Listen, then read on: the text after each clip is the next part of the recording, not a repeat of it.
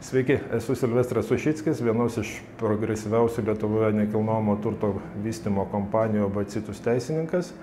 Šiandien trumpai pristatysiu ir pakalbėsiu apie užsieniečių galimybę Lietuvoje įsigyti nekilnojamąjį turtą. Užsieniečių nekilnojamo turto įsigijimo procesas Lietuvoje iš esmės nieko nesiskiria nuo to, jeigu tą nekilnojamą turtą pirktų patys Lietuvos Respublikos piliečiai. Galiotų ta pati tvarka. Užsienietis pasirinktų nekilnojamą turtą, galimai su pardavėju sudarytų preliminarią pirkimo pardavimo sutartį, vėliau sudarytų notarinės formos pirkimo pardavimo sutartį ir aišku įsiregistruotų nuosavybės teisę nekilnojamo turto registre. Tokiu būdu užsieniečiai, kaip ir Lietuvos Respublikos piliečiai, turi teisę įsigyti nekilnojamą turtą Lietuvoje, tačiau yra atskirų valstybių užsienio piliečiam, taip pat ir juridiniam asmenim taikomi tam tikri ribojimai. Kokį nekilnojamą turtą gali įsigyti užsieniečiai Lietuvoje ir kokie taikomi ribojimai? Visų pirma, Lietuvoje žemę, vidaus vandenis ir miškus gali įsigyti tie užsienio subjektai, turiu omeny užsienio juridinis asmenis, organizacijas, užsienio valstybių piliečius, taip pat ir nuolatinai Lietuvoje gyvenančius asmenis, kurie neturi Lietuvos Respublikos pilietybės, tačiau jie turi atitikti tam tikrus kriterijus. Jie yra keli. Pirmas kriterijus – tų piliečių valstybė atitinka Lietuvos pasirinktos europinės ir transatlantinės integracijos kriterijus. Tai yra užsienio valstybė, kurios užsienio subjektas pageidauja Lietuvoje įsigyti žemę, vidaus vandenis ar miškus, yra bent vienos iš šių sąjungų, susitarimo ar organizacijų narys. Kitas svarbus kriterijus tai, kad negali priklausyti buvusių sovietinių respublikų sąjungos įkurtoms politinėms, kariniams ir ekonominėms sąjungoms ar organizacijoms. Tokios žinomesnės organizacijos tai būtų nepriklausomi valstybių sandrauga, Eurazijos ekonominė sąjunga ir panašiai.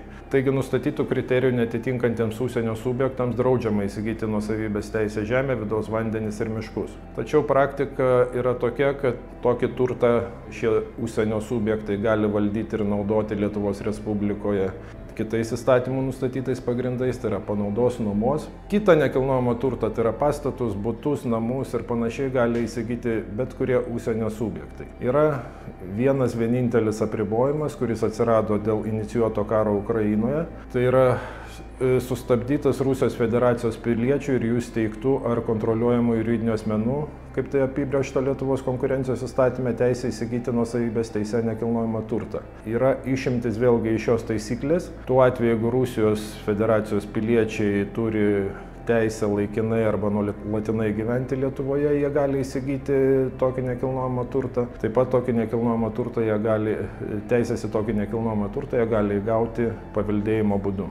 Kokie yra taikomi užsieniečiams nekilnojamo turto mokesčiai ir ar jie nesiskiria nuo taikomų Lietuvos Respublikos piliečiams? Lietuvos Respublikoje galiojanti normatyvinė tvarka numato, kad nekilnojamo turto mokesčius moka tiek Lietuvos Respublikos subjektai, tiek ir užsienio valstybių fiziniai ir juridiniai asmenys. Tai yra, nėra išskiriami nei Lietuvos Respublikos piliečiai, nei užsieniečiai. Mokesčių tarifai yra tie patys. Dėl kito nekilnojamo turto mokesčių, tai būtent statinių, fiziniams asmenims gyvenamosios paskirties ir kai kurios kitos paskirties turtui taikoma lengvata, jinai taikoma ir užsieniečiam.